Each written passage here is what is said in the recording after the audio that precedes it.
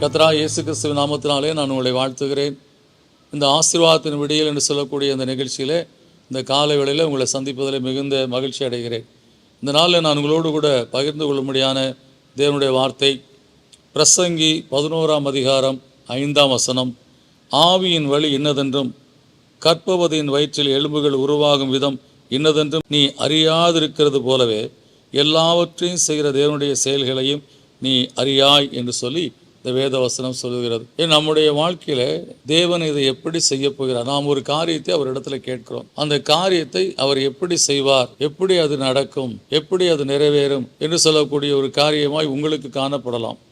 ஆனால் இந்த வசனத்தின்படி நீங்கள் கொஞ்சம் தேவனுடைய மகத்துவமான செயல்களை நினைத்து பார்ப்பீர் என்று சொன்னால், ஆவியின் வழி இன்னதென்றும் கற்பவதியின் வயிற்றில் எலும்புகள் உருவாகும் விதம் இன்னதென்று நீ அறியாதிருக்கிறது போலவே எல்லாவற்றையும் செய்கிற தேவனுடைய செயல்களையும் நீ அறியாய். எனவே தேவன் நமக்கு செய்ய உண்மையுள்ளவராய் இருக்கிறார். அவராலே முடியும். ஆனால் எப்படி செய்வார் என்பதை குறித்து நமக்கு ஆராய்ச்சி தேவை கிடையாது.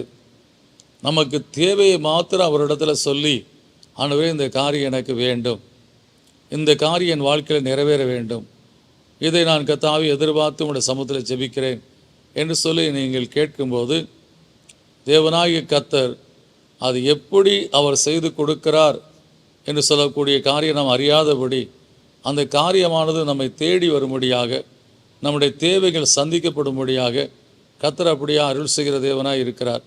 எனவே நம்முடைய வாழ்க்கையில் நாம் செய்ய வேண்டிய ஒரே ஒரு காரியம் தேவனாலே கூடும்.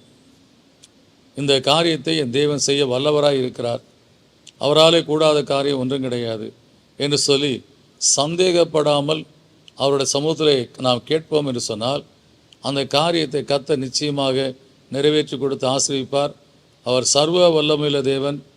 அந்த தேவன் இந்த வானத்தையும் பூமியை உண்டாக்கின தேவன்.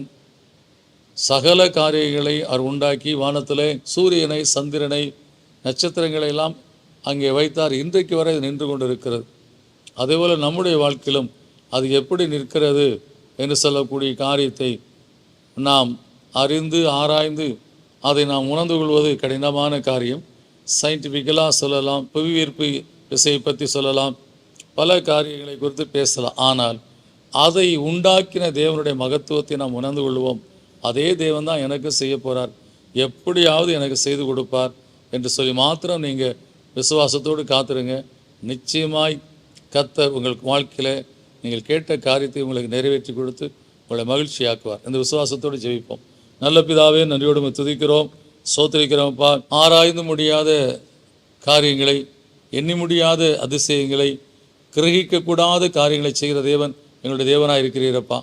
எனவே எங்களுடைய வாழ்க்கையிலே கர்த்தாவே நாங்கள் கேட்கிற காரியம் எங்களுடைய ஞானத்துக்கு, எங்களுடைய பலத்துக்கு அப்பாற்பட்ட ஒரு காரியம். ஆனால் உம்முடைய சமூகத்தில் அது ஒன்றுமில்லை என்று சொல்லக்கூடிய காரியம் அப்பா. அதை நீர் செய்ய வல்லவராக இருக்கிறீர் கர்த்தாவே. நீர் வார்த்தையினாலே இந்த வானத்தையும் பூமியும் உள்ள எல்லாவற்றையும் சிருஷ்டித்தீர் கர்த்தாவே. மனிதனை மாத்திரம் மண்ணினாலே சிருஷ்டித்தீர் என்று சொல்லி வேதம் சொல்லுகிறது. ஜீவ சுவாசத்தை அவன் ஆசையிலே ஊதி அவனை ஜீவாத்மா மாற்றினே சொல்லப்பட்டிருக்கப்பா. ஏன்னா இவ்வளவு கர்த்தாவே மகத்துவமுள்ள தேவன் எங்கள் தேவனாக இருப்பதனாலே எங்களுடைய வாழ்க்கையிலே கர்த்தாவே எங்கள் விண்ணப்பங்களை நாங்கள் இந்த காலை வேளையில் நம்முடைய சமூகத்தில் சமர்ப்பிக்கிறோம். கர்த்தர் நீர் இந்த காரியத்தில் எங்களுக்கு ஒத்தாசையாக இருந்து நாங்கள் கேட்கிற காரியத்தை எப்படியாவது ஒரு விதத்தில் நிறைவேற்றி கொடுப்பீர் என்று சொல்லக்கூடிய விசுவாசத்தோடு நாங்கள் ஜெபிக்கிறோம். அப்படியே நீர் கர்த்தாவே உம்முடைய அனாதி திட்டத்தின்படி, தீர்மானத்தின்படி, உம்முடைய அதிசயங்களை செய்கிற உம்முடைய கர்த்தாவே மகிமையான பிரசனத்தினாலே எங்கள் காரியங்களை வாய்க்க பண்ணி நீர் எங்களை ஆசீர்வதித்து கர்த்தாவே நீர் செய்வீர் என்று சொல்லி நாங்கள் விசுவாசத்தோடு நாங்கள் கேட்கிறோம்.